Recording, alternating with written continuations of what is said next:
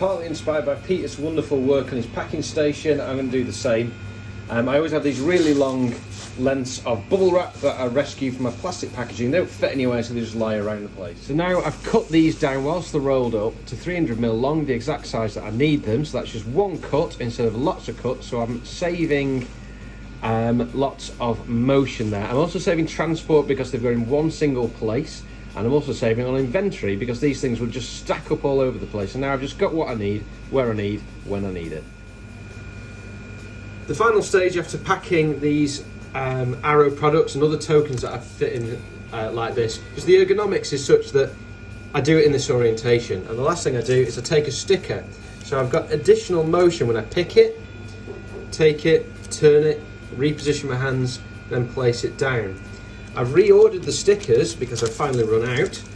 So a couple of improvements. One, these are polypropylene, which is an unnecessary environmental load. So I've gone for a recycled paper, but if you look, they're already pre-turned through 90 degrees. So now I just pick and place, and it's saved some motion. It all helps.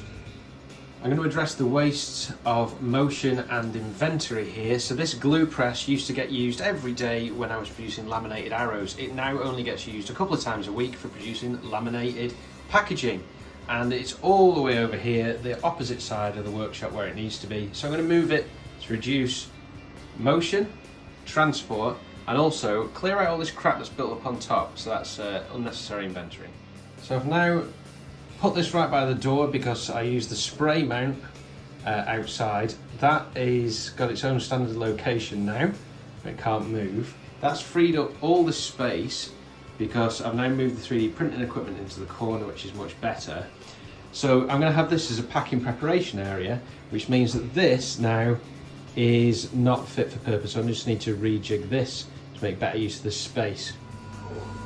Okay, work in progress. These are all the different types of packages requiring different types of bags that I have. So in this new space, I'm making a permanent packing station. As I go through the day, I will reduce the wastes of transport, of constantly piling things up on the floor and moving them, by creating permanent spaces here. So I'm now going to take this off and modify this so that it fits on the bag.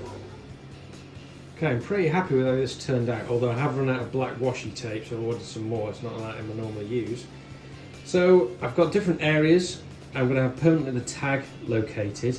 I made a permanent version of the little caddy with all the mailing supplies in. I've got a staging area for when I just need to, add a sticker on or sign a parcel or whatever. And then that's going to, once it's finished there, it's going to go into one of the appropriate slots.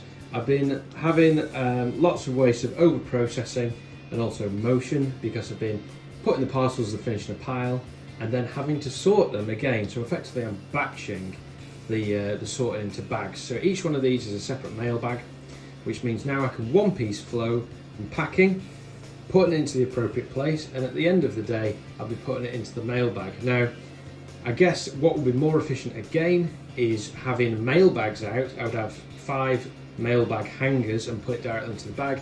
I simply don't have space for that, and that process takes maybe maximum 3 minutes. Literally grab a cable tie, zip tie it, and then that's it done.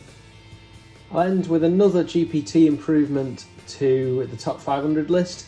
The script now highlights the most recent album to listen to in the list. Today it was Lady Gaga, Born This Way. It was absolutely awful. Worst one on the list, and that's saying something because Boys II Men 2 was on there, which is also bloody awful. But tomorrow we got Muddy Waters, and look at that, how that works. It's really good. Good visual control, reducing the amount of reading, which is a form of over-processing.